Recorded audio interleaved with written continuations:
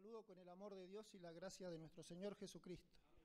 Y que el Espíritu Santo que mora en cada uno de nosotros nos abra el entendimiento en esta noche y nos llene y nos haga llegar y comprender lo que hoy nos quiere hablar el Señor.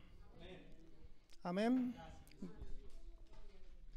Vamos al libro, al Antiguo Testamento. Doy gracias a Dios primeramente por permitirme traer su palabra, permitirme brindar su mensaje. Le doy gracias al pastor por abrirme las puertas y le doy gracias a mi hermano Elías por invitarme también. Nos vamos a mover en el libro de los Jueces, capítulo 7.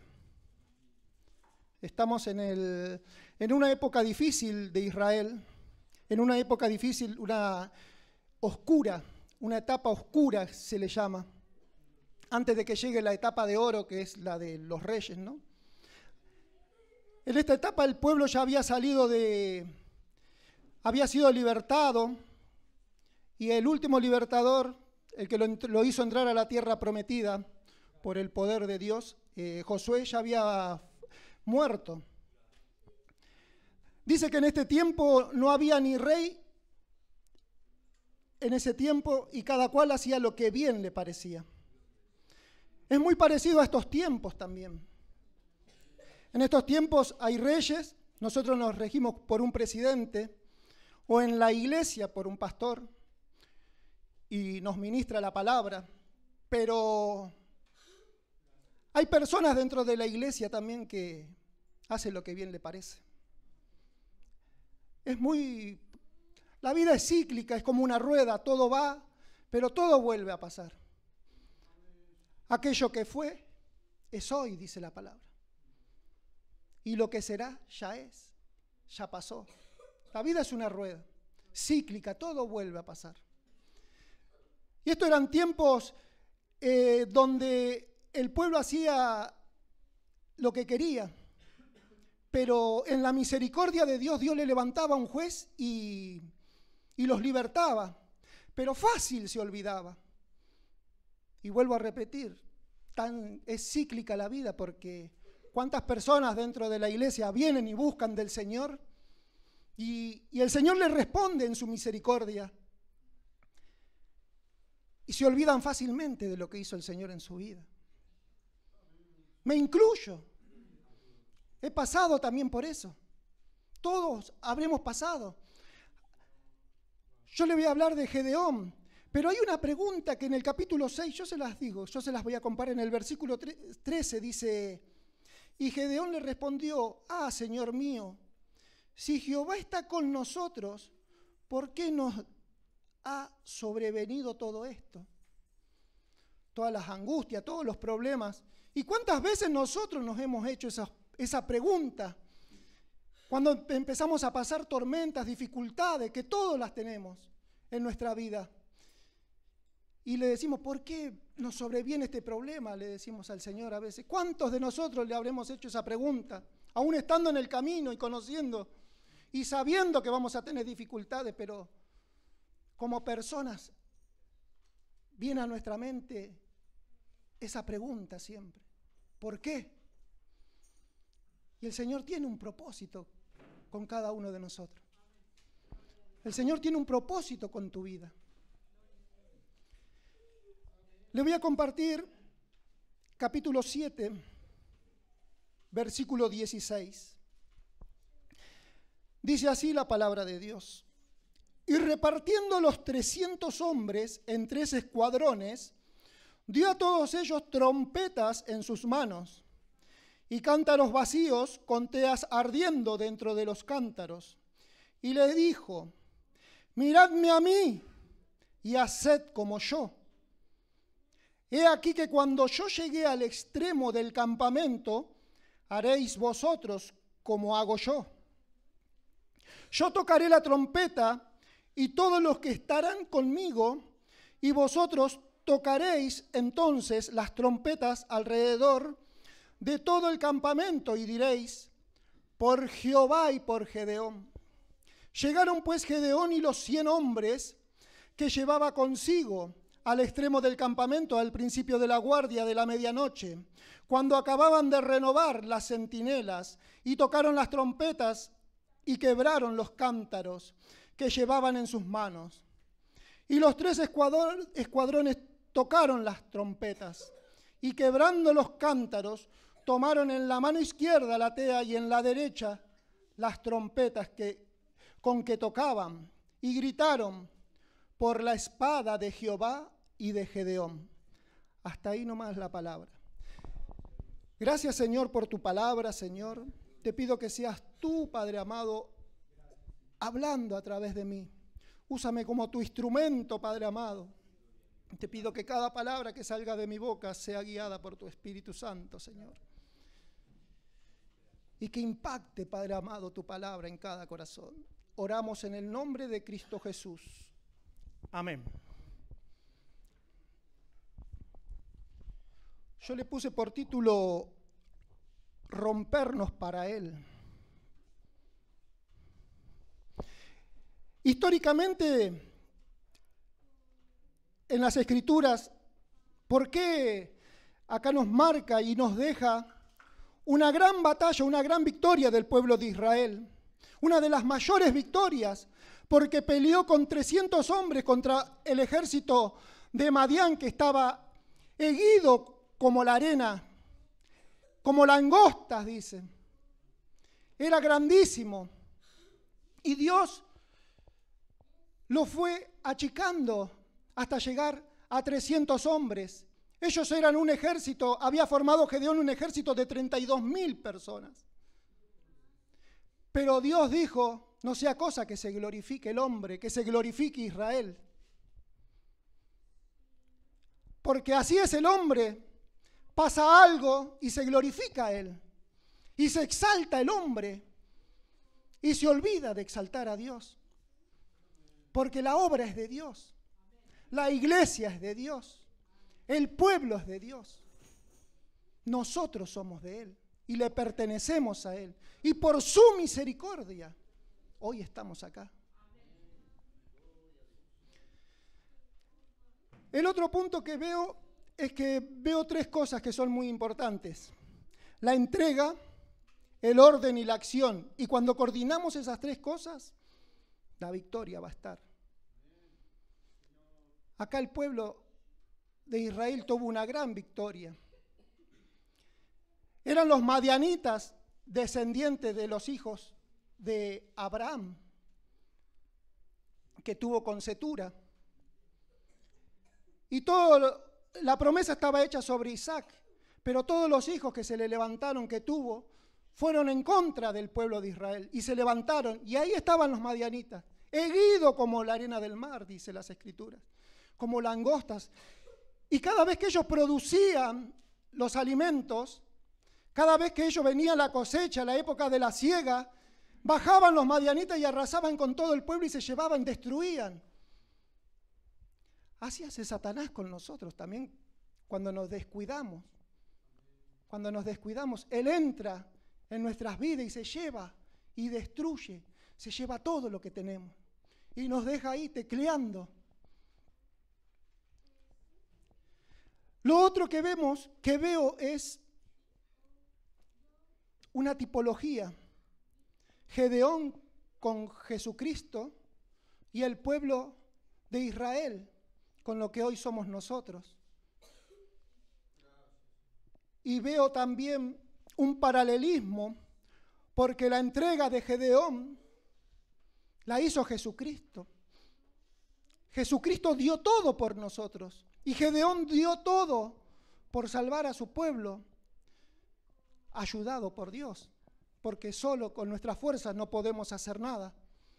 Por eso dependemos de un Dios que es vivo, verdadero, poderoso, eterno, misericordioso, verdadero.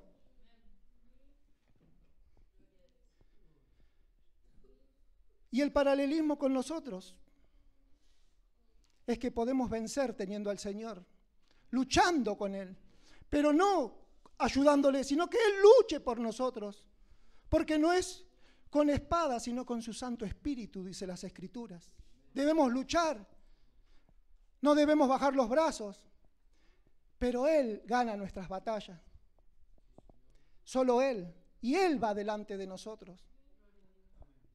Porque cuando el pueblo cruzó el Jordán, delante de ellos iba el arca, y ellos de lejos le seguían, para que todo el pueblo le pueda ver.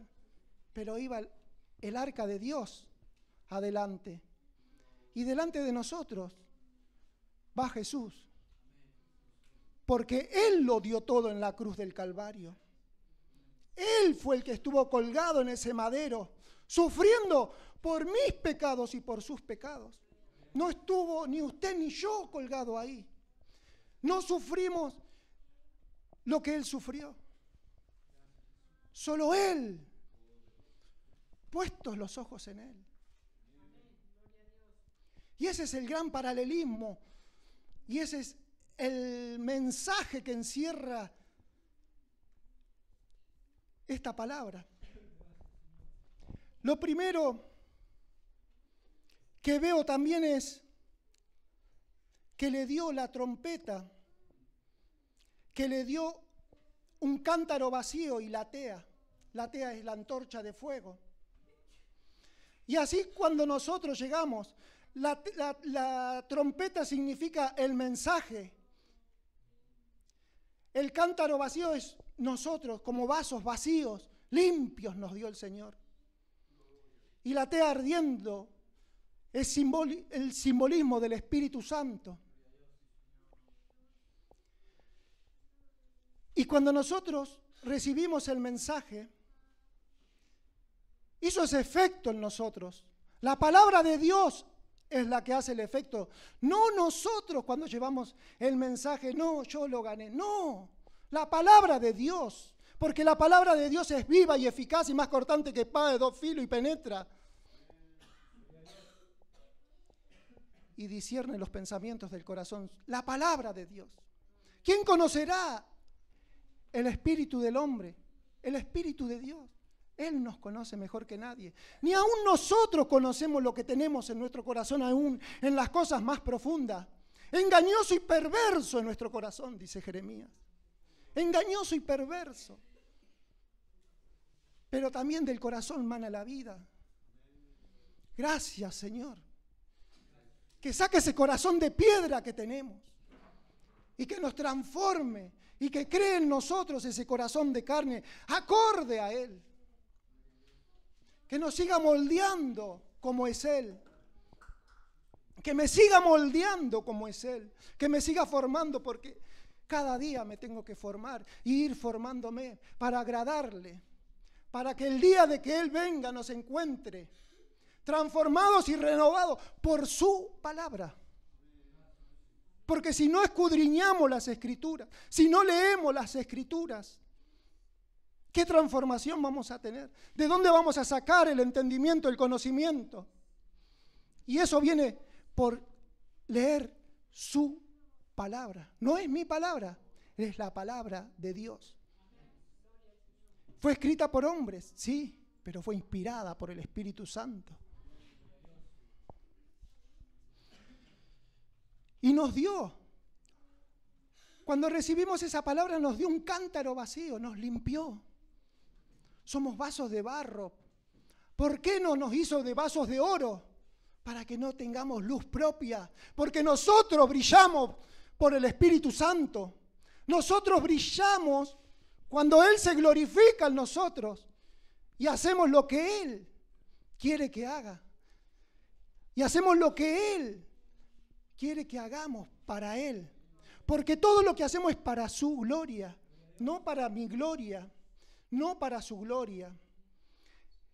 Y las almas que ganamos es para su gloria, es para su iglesia, es para su reino. Nosotros somos siervos inútiles, decía hoy el hermano. Siervos inútiles somos ante Él. Pero Él se glorifica a través de nosotros. Cuando más inútiles nos sentimos, es ahí donde Él se glorifica. Es ahí donde Él se perfecciona. Él se perfecciona en nuestra debilidad. Y nos entregó fuego también. El fuego del Espíritu Santo. ¿Y dónde está ese fuego ahora, iglesia? ¿Dónde está ese fuego?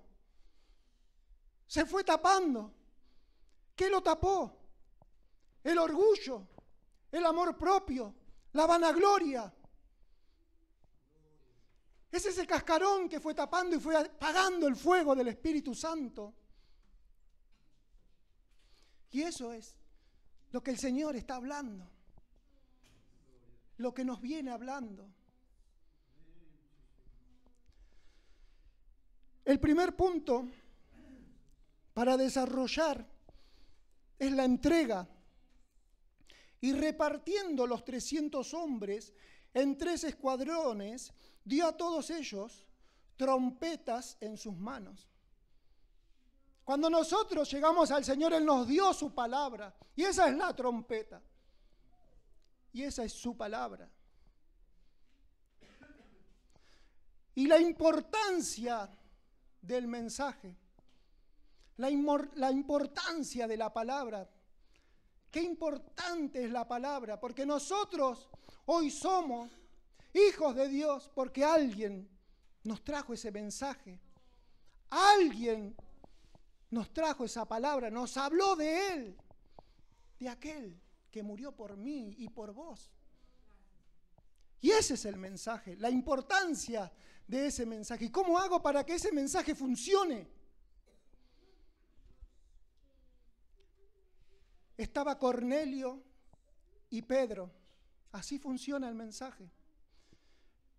Cornelio hacía oraciones y las limosnas las veía el Señor.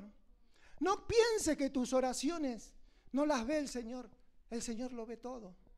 Con sus ojos recorre la tierra. Y él oraba al Señor. Y aún no estaba convertido al Señor, pero seguramente había oído de lo que hizo Jesús en la cruz del Calvario por nosotros y por él. Y dice que el Señor le mandó un ángel y le dice: Cornelio, han llegado tus oraciones al cielo. Y Cornelio le dijo, seguramente mirándole, le dijo: háblame más de él. Pero el ángel, no era el privilegio del ángel transmitir el mensaje. Le dijo: ve y busca a Pedro, él te va a hablar de Dios. Y esa es la importancia del mensaje. El privilegio que tenemos nosotros de transmitir su palabra. Los ángeles anhelan eso, pero no es su privilegio. Mire qué privilegio que tenemos de transmitir la palabra de Dios, y porque la palabra de Dios, cuando sale de nuestra boca, es la palabra la que hace y la que produce el efecto. ¿Cómo funciona el mensaje?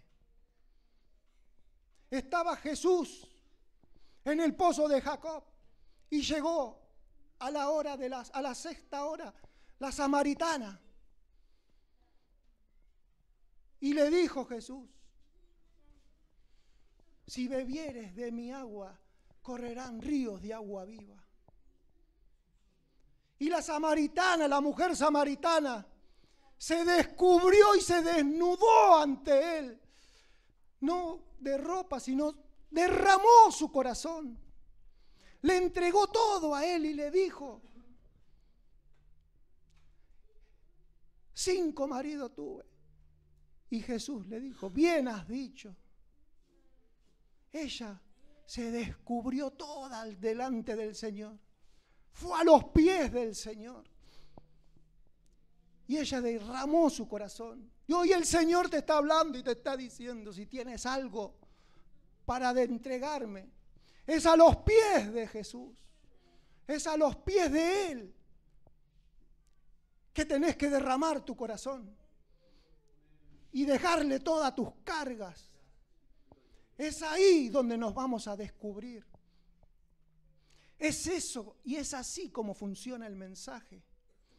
Cuando el mensaje llega, compunge nuestro corazón, así como llegó cuando Pedro predicó y se transformaron los 3.000 personas y fueron llenas del Espíritu Santo.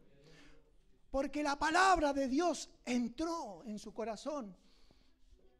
Y es ahí donde viene el arrepentimiento genuino a los pies del Señor. Y eso es lo que espera el Señor. El arrepentimiento genuino y que su palabra funcione. Y lo tercero que veo en el mensaje es que alguien pagó el precio. Alguien pagó el precio. Dios pagó el precio. Porque dice, porque de tal manera amó Dios al mundo que ha dado a su Hijo unigénito para que todo aquel que en él cree no se pierda, mas tenga vida eterna. No se pierda. Y ese es el precio. ¿Cuál es el precio? Porque de tal manera, ¿de qué manera amó Dios al mundo? ¿De qué manera te amó a vos? ¿De qué manera me amó a mí? De la manera que entregó a su Hijo para que muera por mis pecados y por tus pecados, por mis rebeliones y por tus rebeliones. De esa manera lo amó Dios. De esa manera te amó Dios a vos y a mí. Jesucristo también pagó el precio. ¿Cuál fue el precio que pagó Jesucristo? En esa cruz estuvo colgado entre el cielo y la tierra, con clavos de 13 centímetros, incrustados en sus manos. Y los romanos sabían torturar bien porque estaba entre el metacarpo y el nervio, y el dolor le subía por todo el cuerpo. Y clavos de 18 centímetros en sus piernas. Y cada vez que tenía que respirar, él tenía que hacer fuerza con sus piernas y levantarse sobre ese clavo para poder respirar. Él pagó el precio. No fui yo, no fuiste vos. Cristo pagó el precio. ¿Qué otro precio pagó Cristo? El desprecio de Dios porque lo tuvo que tratar como un pecador. Ese trato que tenía que caer sobre mí y sobre vos, cayó sobre él. Y Dios Padre lo juzgó como al que no conoció pecado. Lo juzgó como un pecador. Lo juzgó por mis rebeliones. Lo juzgó a él. Y ese es el precio que pagó Dios Padre y Dios Hijo. Ese es el precio. No es un simple precio. No es una propaganda barata que hay en la tele. El precio lo pagó Jesucristo. El precio lo pagó Dios. ¿Qué precio estamos pagando nosotros? ¿Qué precio estamos pagando nosotros por transmitir su mensaje, por transmitir su palabra? ¿Qué precio estamos pagando? Estamos dejando nuestros pecados. Estamos dejando el viejo hombre. ¿Qué precio? El precio es hacer la voluntad de Dios. Lo único que te pide el Señor es, el precio es hacer su voluntad como la hizo Jesús. ¿Qué precio estamos pagando? Eso nos tenemos que preguntar y examinarnos a nosotros mismos. ¿Qué precio estamos pagando? Y lo último, el mensaje de Dios. Ese mensaje que sale de nuestra boca nunca llega tarde. Nunca llega tarde. Si estás desahuciado, nunca llega tarde. Aun cuando Lázaro estaba muerto, de 4 días que su cuerpo seguía, el mensaje de Dios no llegó tarde. Llegó justo a tiempo. Y Lázaro resucitó. Tampoco llegó tarde cuando la viuda de Naín llevaba a su hijo. Llegó Jesús, ahí pasaba por ahí y lo resucitó. No está muerto, duerme. Y despertó. Tampoco llegó tarde cuando estaba la hija de Jairo. No llega tarde. No pienses que llega tarde a tu vida si estás pasando una dificultad, una gran tormenta. El mensaje de Dios llega justo a tiempo. No llega ni antes ni después. Tampoco llegó tarde cuando estaba el hombre en la cruz. Acuérdate de mí. Acuérdate de mí. Quizás hay gente que está por partir, pero llévale ese mensaje, porque la palabra de Dios nunca llega tarde. Tampoco llegó tarde cuando Saulo estaba persiguiendo a la iglesia y se le apareció el Señor, dejándolo ciego. Pero él le dijo: ¿qué quieres que hagas, Señor? Y eso es lo que tenemos que decirle al Señor.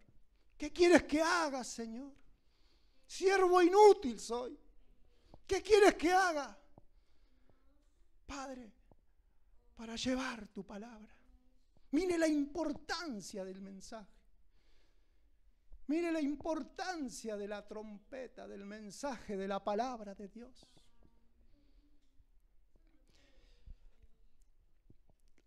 El segundo punto es la orden. Dejamos los cántaros vacíos con las teas ardiendo para el final, para el último punto.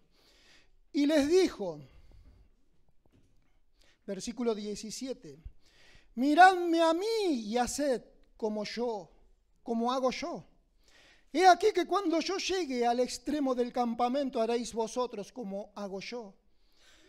Yo tocaré la trompeta y todos los que estarán conmigo, y vosotros tocaréis entonces las trompetas alrededor de todo el campamento y diréis, por Jehová y por Gedeón. Esa es la orden que le dio Gedeón. Miradme a mí y haced como yo hago. Y nos preguntamos por qué quedó escrito 12:2, Hebreos 12:2. Puesto los ojos en Jesús, autor y consumador de la fe, el cual con el gozo puesto delante de él sufrió la cruz y se sentó a la diestra del Padre. ¿Por qué quedó registrado? Para que le miremos a él. A él tenemos que mirar. Acá las Escrituras nos muestran que el pueblo miró a Gedeón y le siguió. Y lo llevó a la victoria. Pero es una tipología, es un tipo de Cristo. Es un tipo del antitipo que había de venir. Y el antitipo verdadero es Jesucristo que murió. Él murió. Miradme a mí y haced como yo. Y las Escrituras dicen, puesto los ojos en Jesús. Puesto los ojos en Él. ¿Ellos a quién podían mirar? Pobrecitos, 300 hombres contra un gran ejército. ¿A quién podían mirar? Se miraban unos a otros contra un ejército que estaba armado hasta los dientes, que estaba un ejército guerrero. Ellos seguro eran todos campesinos, pero por defender su tierra le siguieron y por fe, porque esa gente fue elegida por Dios. Esos 300 varones fueron elegidos por Dios. Pero ahí estaba el ejército de Madián. Y ellos solamente tenían, y se miraban, y tenían una trompeta, un cántaro vacío y una tea ardiendo. Nada más. Y ellos seguramente temblaban de miedo. Porque ¿quién va a ir a una guerra con una trompeta y sin arma? Pero si tenemos al Señor con nosotros, cualquier batalla, no hay nada imposible para Él. Todo lo puedo en Cristo Jesús que me fortalece, dice el apóstol Pablo. Pero Él la padeció, Él lo sufrió.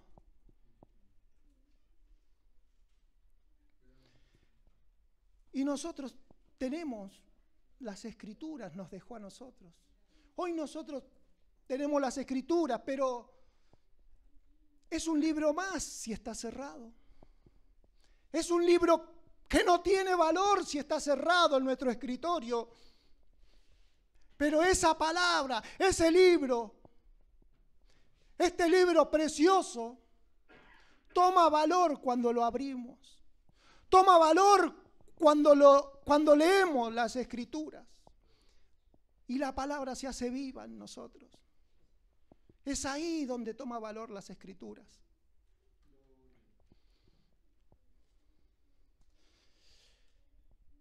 Ellos, ¿a quién iban a mirar? Miradme a mí, dijo Gedeón. Y nosotros tenemos que mirar a Jesús. ¿Por qué debemos mirar a Jesús? Él es el que dijo, yo estoy con vosotros hasta el fin del mundo. Él es el que dijo, cielo y tierra pasará, mas mi palabra no pasará. Él es el que dijo, yo voy a preparar morada para vosotros, para que donde yo esté y ustedes también estén conmigo. Él es el que dijo, sé fiel hasta la muerte y te daré la corona de vida. Él es el que dijo, el que pierde su vida por causa de mí, la hallará. Por eso debemos mirar a Jesús. Por eso debemos mirarlo a Él. Pero Jesús hizo algo más. Usted me va a decir, sí, Jesús hizo varios milagros, hizo muchos milagros, hizo muchas cosas. Pero las Escrituras dicen en Pedro que Él nos dejó ejemplo para que sigamos sus pisadas. Él nos dejó ejemplo. Puestos los ojos en Jesús, puestos los ojos en Él. Y hay 3 situaciones que pasó Jesucristo. La primera, que fue llevado al desierto por Satanás.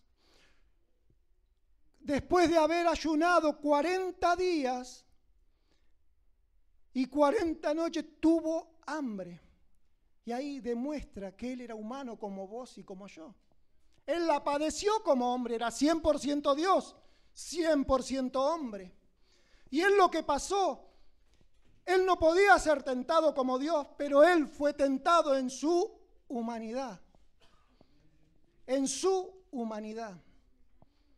Él fue llevado por Satanás a un monte y le mostró Satanás y le dijo, si postrado todos estos reinos te daré, si postrado me adoraré. Yo no estaba ahí y tú no estabas ahí para decirle, no te arrodilles, Señor. ¿Qué estamos haciendo nosotros hoy? Estamos doblando nuestras rodillas ante la tentación. Estamos doblando la rodilla frente a la inmoralidad, frente al pecado, frente a la codicia, frente al adulterio, frente a la fornicación. ¿Estamos doblando nuestras rodillas frente a eso? ¿O resistimos como el Señor? Denle un aplauso al Señor.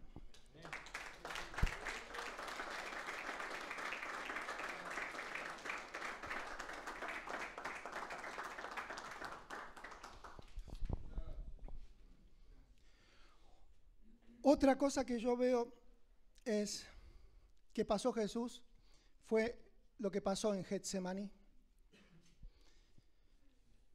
Dice que oró Jesús. Se tenía que fortalecer Jesús. Porque lo que iba a venir iba a ser pesado para su humanidad. Él tenía que cargar los azotes de los verdugos romanos. Pero peor aún, tenía que cargar, tenía que beber la copa de la contaminación, que era la copa de los pecados que habían pasado durante el mundo antes de que Él se manifestara en carne, de los pecados de la gente que cometía mientras Él estuvo y de los pecados que vendrían después de su muerte y resurrección. Esa era la copa de la contaminación. Jesús bebió tus pecados que cometiste antes de llegar a conocerle a Él.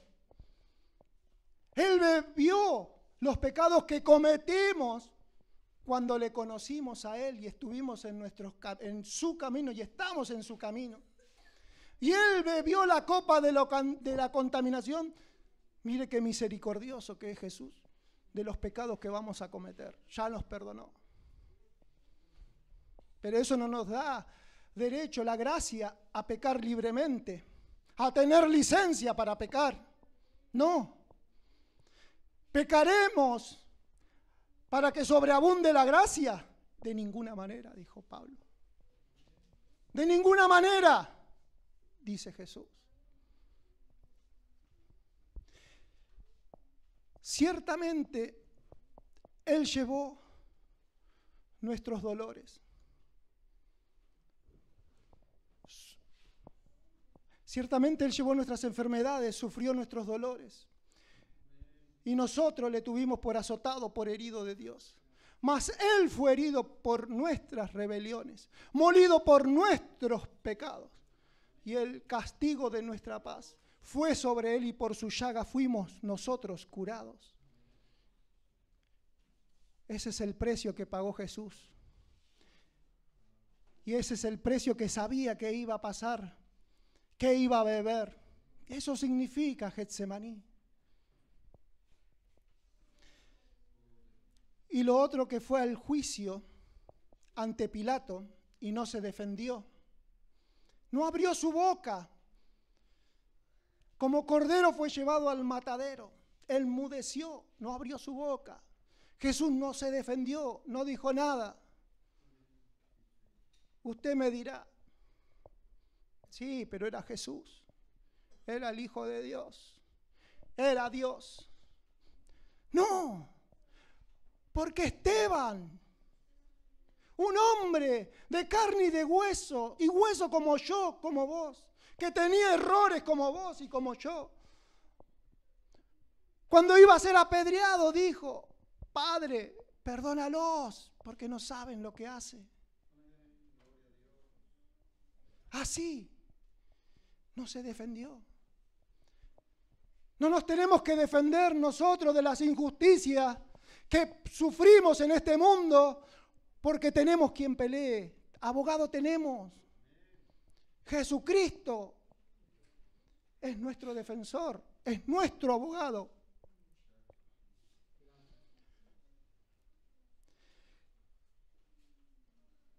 Y para ir terminando, es el punto 3, es la acción.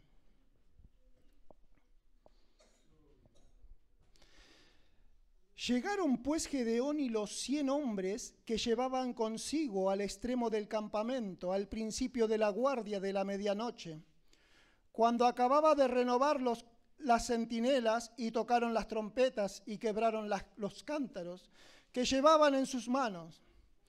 Y los 3 escuadrones tocaron las trompetas, y quebrando los cántaros, tomaron en su mano izquierda la tea y en la derecha las trompetas con que tocaban, y gritaron por la espada de Jehová y de Gedeón.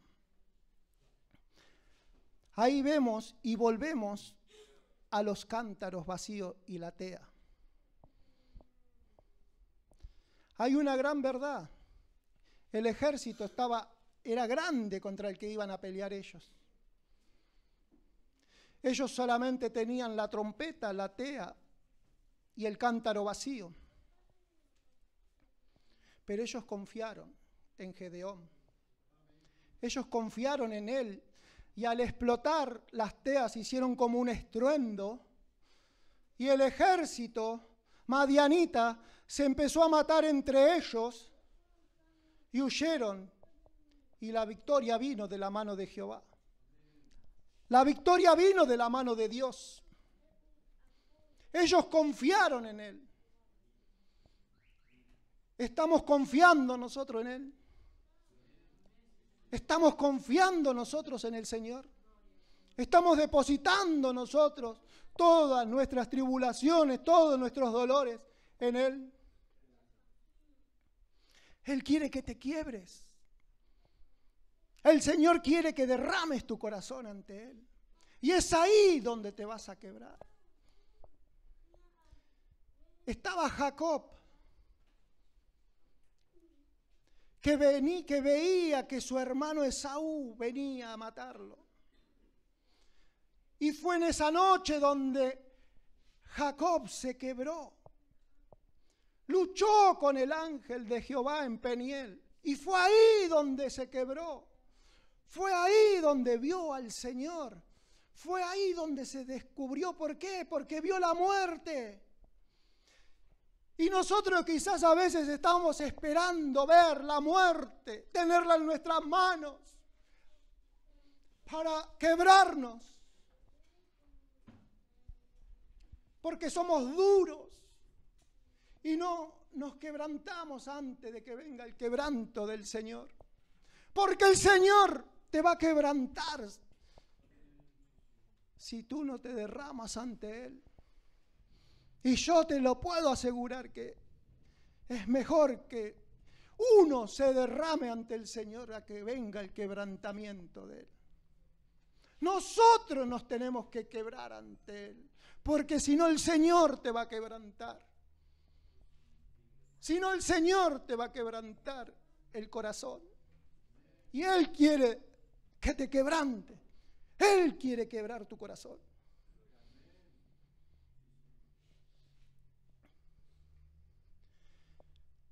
Estaba cuando el vaso de alabastro se quebró, el perfume salió.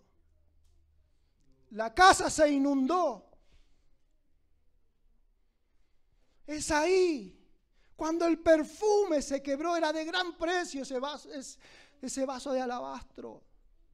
Pero cuando se quebró, fue donde se pudo sentir el olor. Y yo te puedo asegurar que el Señor te quiere quebrar porque tienes perlas preciosas dentro de tu corazón que aún no conoces. Tiene cosas grandes dentro tuyo que salga para salir. Y el Señor te quiere quebrar. No esperes a que el Señor te quiebre. Llega esta noche y dobla tus rodillas y quiébrate ante Él. Derrama tu corazón como lo hizo la samaritana. Entrégale todas tus cargas a Él. Todos tus pesares entrégale a Él. Venid a mí todos los que estén cargados y cansados, dijo el Señor, que yo los haré descansar. A Él tenemos que ir, a sus pies de rodillas, clamar, orar y presentarle nuestro corazón rendido a Él. Estaba la trompeta en la mano derecha. La trompeta nos muestra la palabra. La palabra es Jesucristo. Y estaba a la derecha. Y a la diestra de Dios está Dios.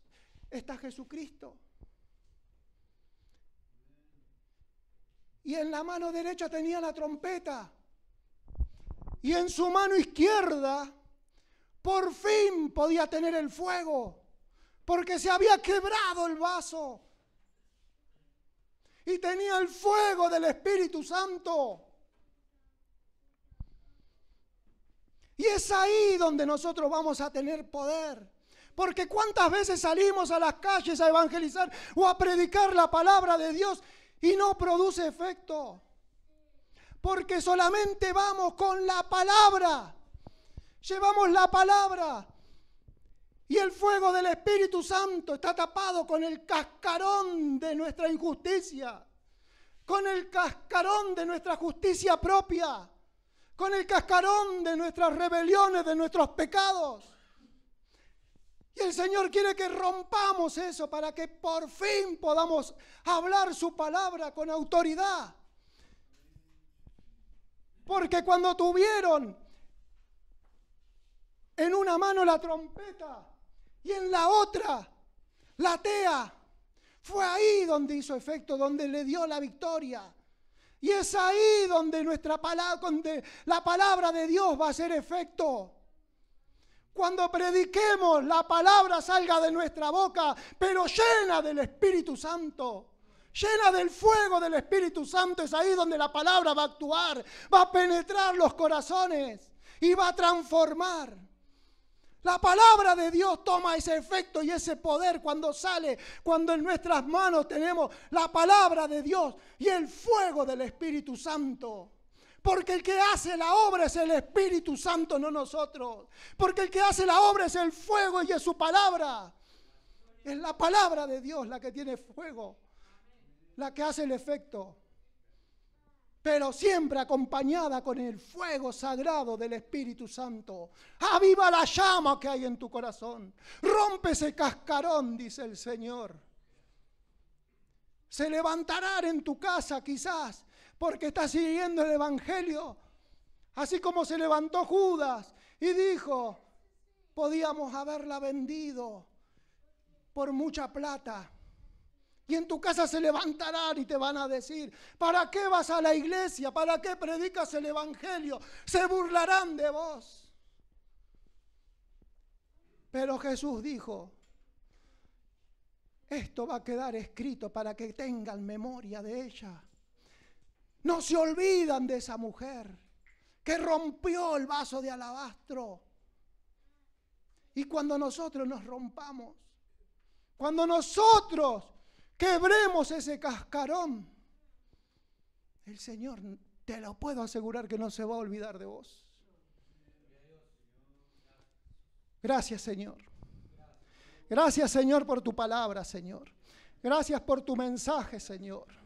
Te agradecemos, Padre amado, y te pido, Señor, que tu palabra nos confronte, Padre amado, y rompamos los que tengamos que romper y nos derramemos ante ti, Padre amado, para que seamos herramienta útil en tus manos, Padre amado. Entrego mi vida en tus manos, Señor, para que nos sigas usando. En el nombre poderoso de Cristo Jesús. Amén y amén.